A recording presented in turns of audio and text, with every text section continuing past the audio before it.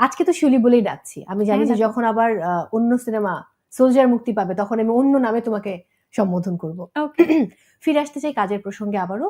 এই যে কাজ নিয়ে এত কথা এবং আমরা নূর নিয়ে অনেক আলাপ করছিলাম, নূরের প্রসঙ্গে আরো খানিকক্ষণ থাকতে চাই। হুম, হুম। যে অনেকটা যে গ্যাপ দিয়ে যখন একটা কাজ প্রকাশ পায় তখন কি খানিকটা হলেও আত্মবিশ্বাসটা কমে যায়, খারাপ লাগা কাজ করে একজন আর্টিস্টের? তুমি কি মনে করো?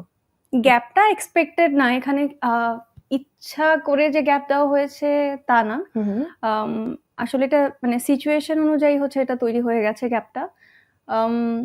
তবে গ্যাপ বলতে আমি হচ্ছে এই 4 বছরে কোনো শুটিং করিনি, কিন্তু আমার কাজ এসেছে। মানে হুম হুম হুম। ইনফ্যাক্ট আমি এই গ্যাপের মধ্যেই আমার কাজ এসেছে। আমি 2021 সালে হচ্ছে নূরের শুটিং শেষ করি।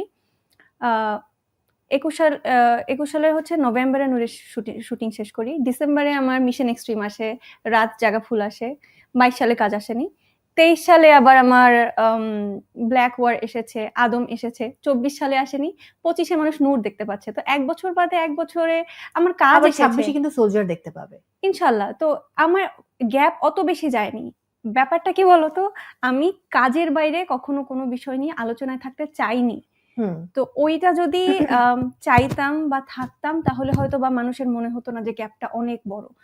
কয়েকদিন আগে একজন একজন পরিচালক আমাকে বলছিলেন হুম, হুম। যে উনি কেন হাওয়া হয়ে যায়, গায়েব হয়ে যায় কেন? প্রশ্ন করবেন তো, কেন তুমি গায়েব হয়ে যাও? ওই যে যেটা বললাম, কাজের বাইরে আসলে তো আমার আমি আমি বলছি না যে এটা আমার খুব ভালো দিক।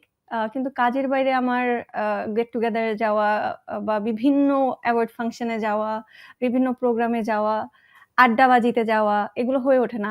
অবভিয়াসলি ক্রিয়েটিভ মানুষদের আড্ডাবাজি হওয়া গুরুত্বপূর্ণ। কারণ অনেকগুলো ক্রিয়েটিভ মানুষ যখন এক জায়গায় থাকে, অনেক ভালো কিছু ক্রিয়েট হতে পারে।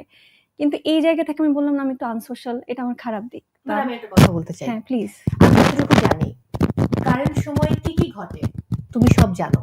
তুমি সকল শো দেখো, তুমি সকল কন্টেন্ট দেখো এবং তুমি সবসময় আপডেটেড থাকো। হুম। এই গুণটা তুমি কোথা থেকে পেয়েছো, নাকি নিজে নিজেই আয়ত্ত করেছো? আম আমি জানি না এটাকে আমার কোনো গুণ মনে হয় না। এটা আমার একজন নাগরিক হিসেবে, একজন মানুষ হিসেবে, এবং দিন শেষে আমি তো ইন্ডাস্ট্রি ছেড়ে চলে যাইনি বা গিভ আপ করে দেইনি। আমি তো এই জায়গারই মানুষ। জাস্ট সিচুয়েশন অনুযায়ী মানে কাজ আসছে, ব্যাটে বলে মিলছে না, হচ্ছে না। তার মানে এই না যে আমি আমার ইন্ডাস্ট্রিটা সম্পর্কে আপডেট রাখবো না বা দুনিয়াতে কি হচ্ছে সেই বিষয়ে আপডেট রাখবো না। আমি হ্যাঁ, যখন তুমি এরকম এই ইন্ডাস্ট্রিতে কাজ করো তখনও কি তুমি এই আপডেট গুলো মানে রাখতে, মানে হ্যাঁ, তুমি হ্যাঁ, কিন্তু খুব আপডেটেড থাকো সব বিষয় নিয়ে হ্যাঁ, হ্যাঁ। চারপাশে? আমি শুধুমাত্র মিডিয়া না, তুমি আমাকে যতদূর জানো, হ্যাঁ। তুমি জানো মোটামুটি সব বিষয়ে টুকটাক আপডেট আমি রাখি। I think it's a part of like মানে গ্যাদারিং জেনারেল নলেজ। এবং এইটুকুন স্পেশালি সচেতন থাকার জন্য এইটুকুন আপডেট মানুষের রাখতেই হয়।